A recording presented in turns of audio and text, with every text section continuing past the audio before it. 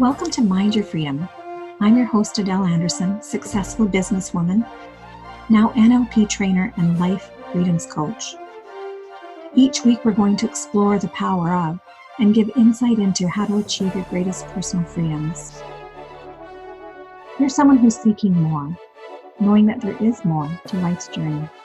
I find you open, curious, and always looking to expand your awareness.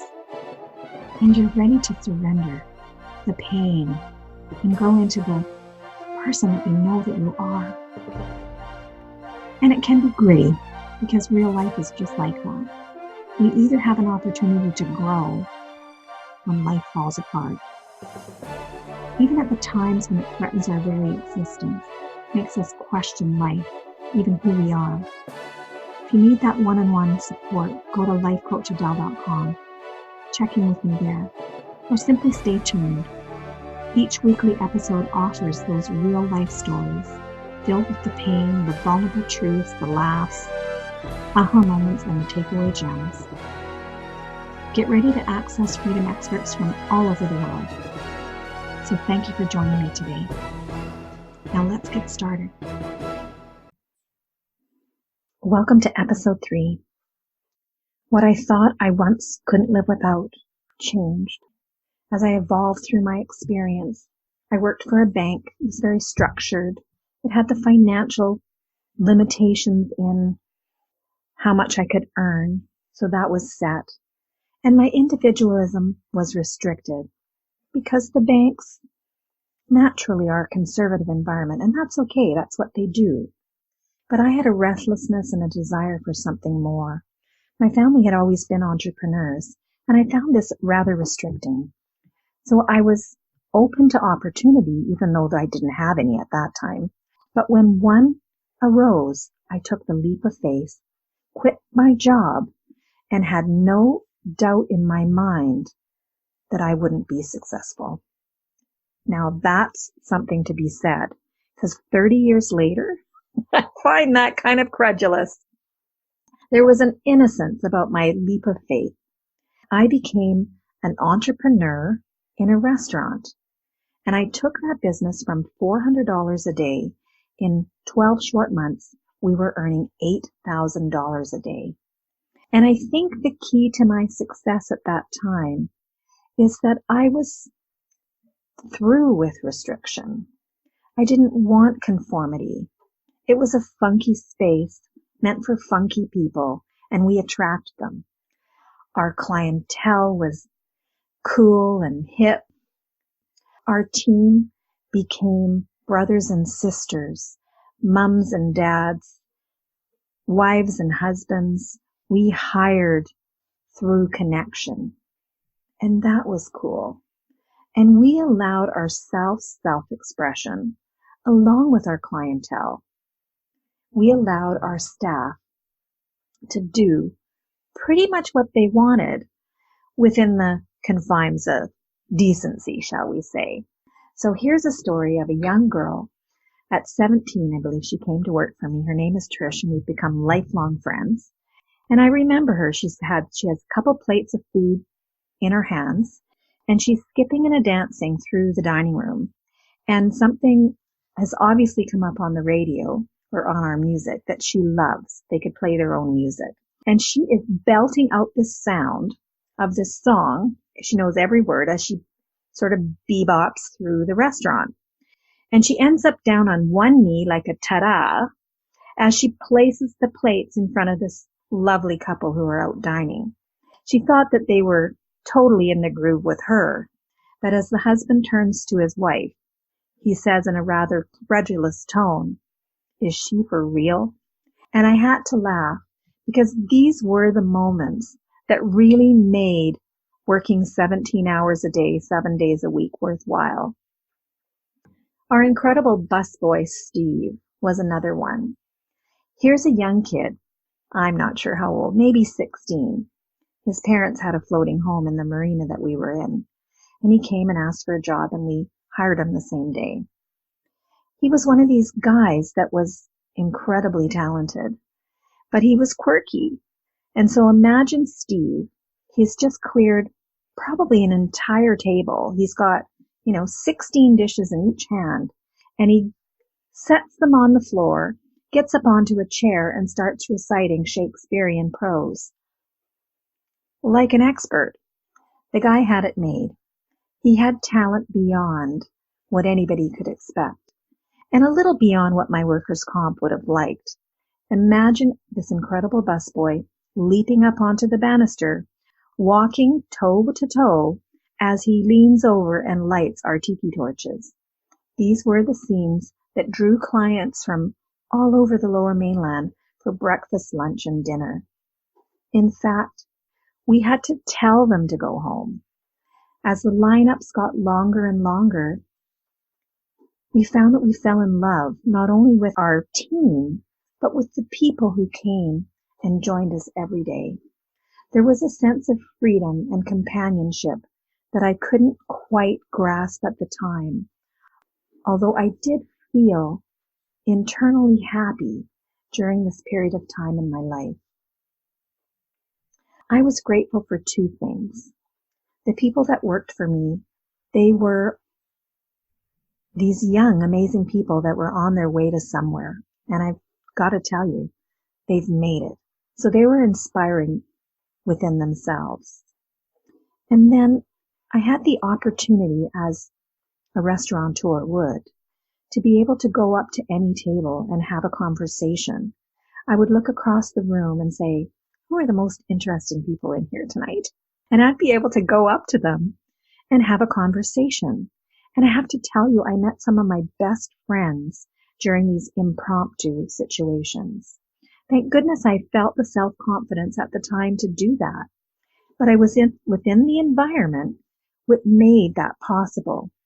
And so I'm incredibly grateful for that.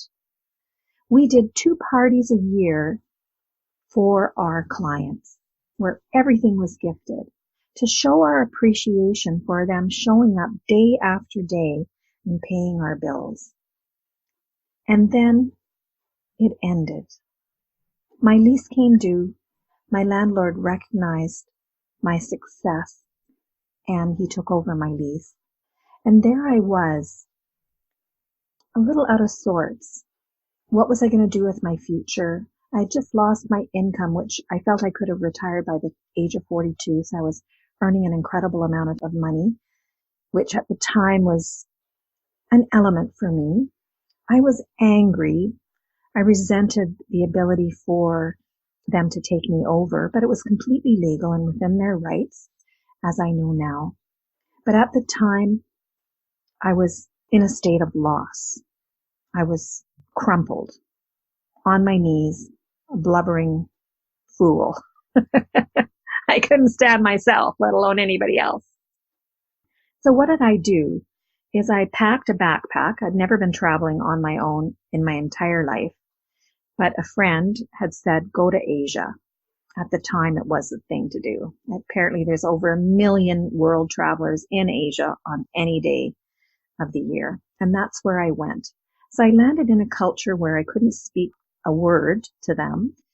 The written language looked completely foreign, and it was the best medicine. I had to be real.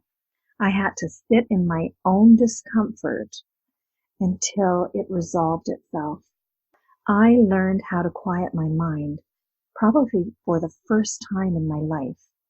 That introspection was a powerful tool that brought me back into my own happiness and opened new doors to possibility and opportunity that I had never looked at before. I took a yoga course. I also took a massage course and found such pure joy in these new styles of work that were beyond anything that I'd experienced before. But by the time I came home, I was not the same person anymore, and I could no longer imagine my life in the capacity of a restaurateur. I didn't have the desire for that. Even though months before my heart was broken, I felt like I couldn't live without it. And here I was, a new person with new experiences and new desires. And this is the takeaway. Often we feel broken in life, where something has been so disappointing and the loss has been so great that we can't see our way out of it.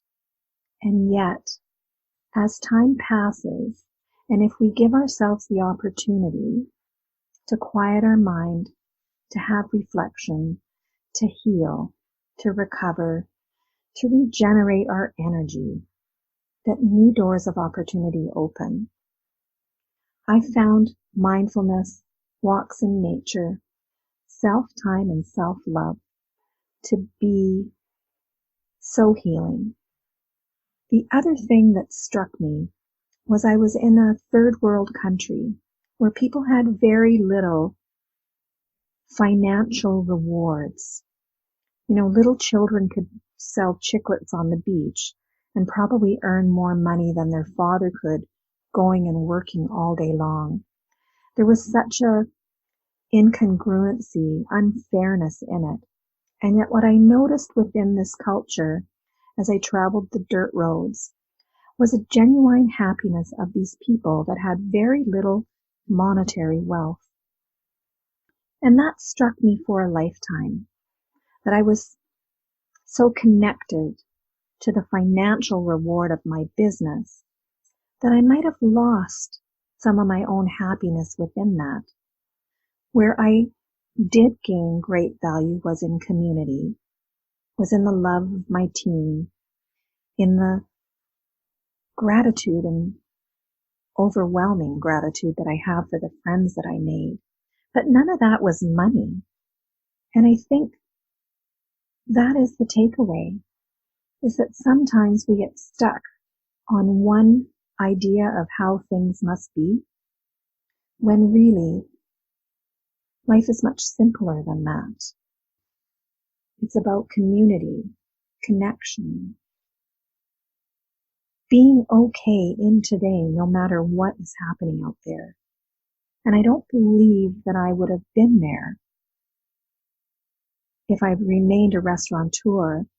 It was while I traveled that I actually learned what stress felt like.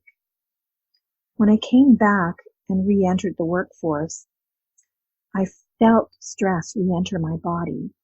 It was so uncomfortable. I had probably lived with that for years, but had normalized it, which isn't a healthy thing, I know that now. But the first time that I felt stress re-enter my body was a moment I'll never forget. It was so uncomfortable, I couldn't wait to get myself out of it. And from there forward, I think I became mindful of that aspect of personal health. So these are the gems, the takeaways, the things that we don't expect out of life. When our biggest dreams collapse, where do we go from there? Well, as my father once said, we go on to our next greatest adventure, and we can go there together. See you then.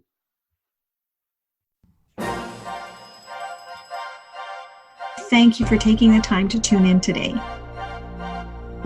Now, if you're ready to move beyond where you are today, you're seeking deeper clarity, understanding, or need help moving past the pain, imagine, just for a moment, feeling that freedom. And it is possible. Connect with me, lifecoachadele.com. I would love to support you. You can do that today, or join our Freedom Facebook community. And then remember to head over to iTunes and subscribe. A grateful thank you if you could take the time to do a review so we can grow our higher learning community together. Stay well. Bye now.